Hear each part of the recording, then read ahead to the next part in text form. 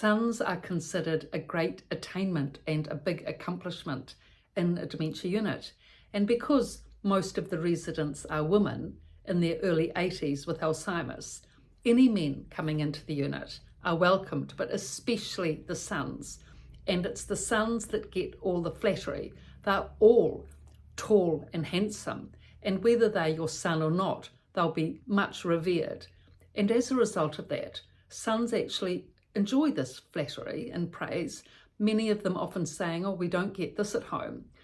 And because they're buoyed up and they get this lavish attention, they tend to be very social with the women.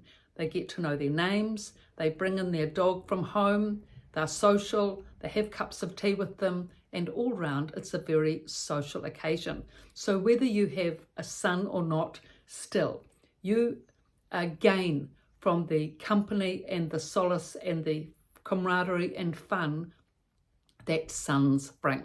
So it was very interesting working in dementia units and seeing the different responses of mothers when their sons came in.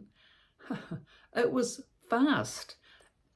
About a quarter of the women were enamoured with their sons, so that when their sons came in, all lovely men, but when their sons came in, they'd say, oh, my son, and then everything would just fly out the window. Any efforts they'd been making,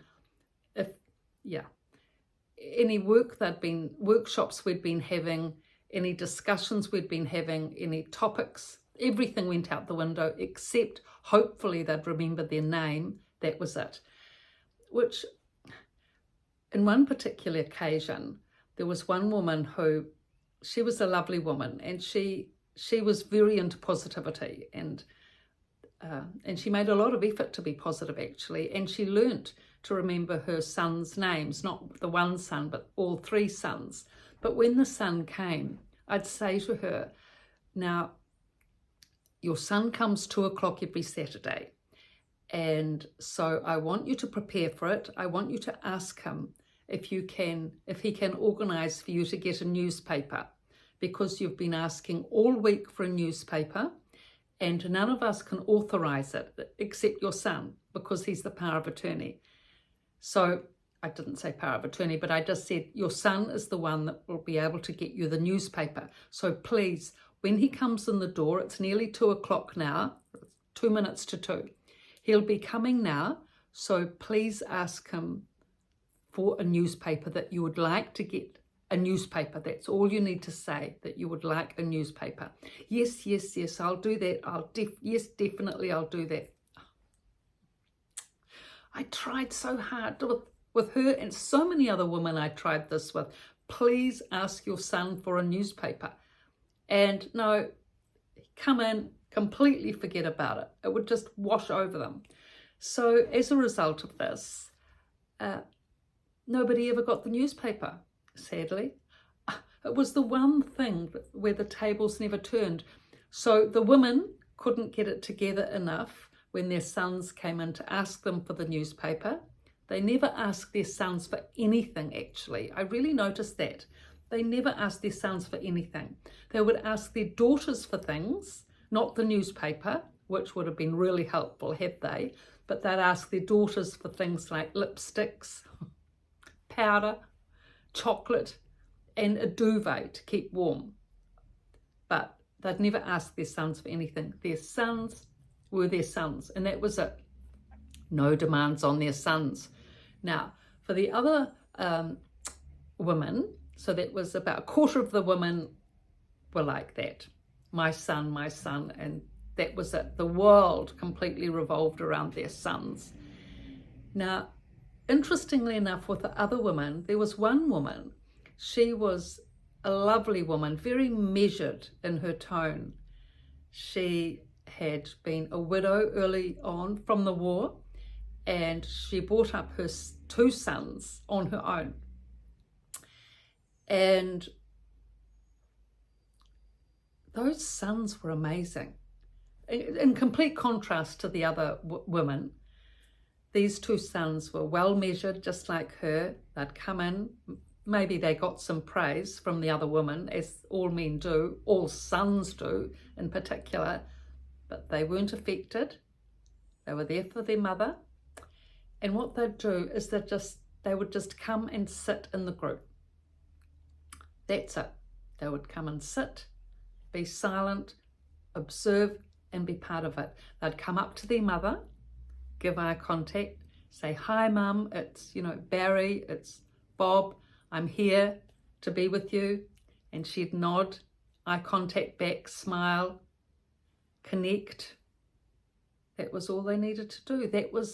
Then they'd sit down either by her, but if there was not a chair near her, they wouldn't push someone else out of the chair or drag up another chair.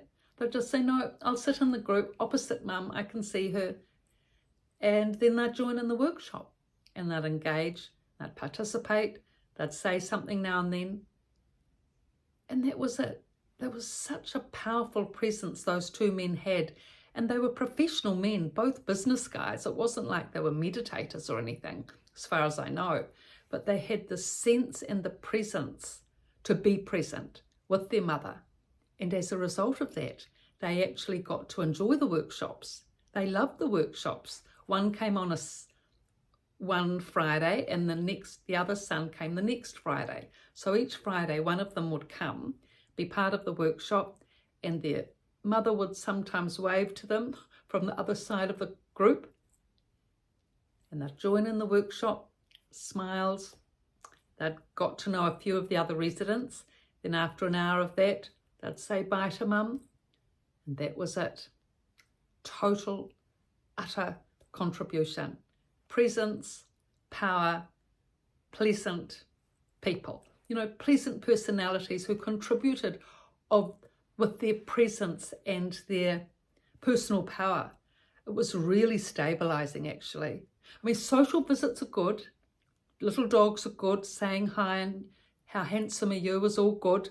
But steady, level contribution from two men who included themselves in the group, normalized the equation of dementia, normalized the fact that their mother was there, they loved her, she was in the workshop, she enjoyed the workshop. They respected that, and rather than taking her away to talk to her somewhere else, they stayed where she was happy and included themselves in the equation. It was remarkable. So they're the two extremes.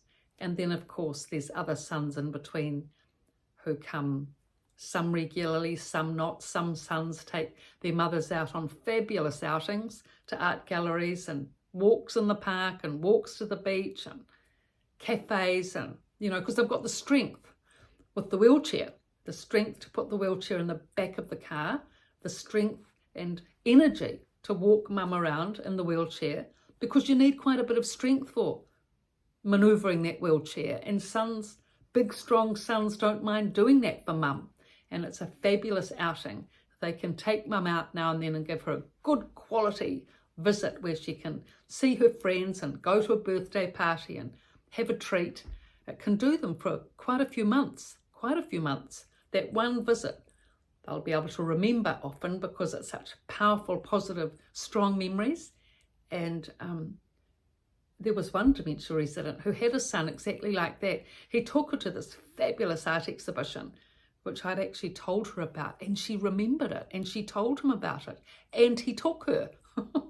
And it was fabulous, that art exhibition. And then he took her for a walk around the park and to the local cafe, Hagley Park. She couldn't not remember that on a beautiful summer's day. So because he was strong enough to do that, but he did regret the fact that he didn't check the wheelchair out before he went, because it was the rustiest one without good brakes. So that was double the effort on his part. But still, every time he came and took his mother out on a visit, he'd get the best wheelchair the next time. But he was never daunted by the effort, the physical effort of the wheelchair exercise. So that's how sons, help. And daughters, of course, are fabulous at supporting in every single way, but sometimes they're maybe not appreciated as much as they should be. So thank you for your looks and your likes, and please subscribe. Thank you.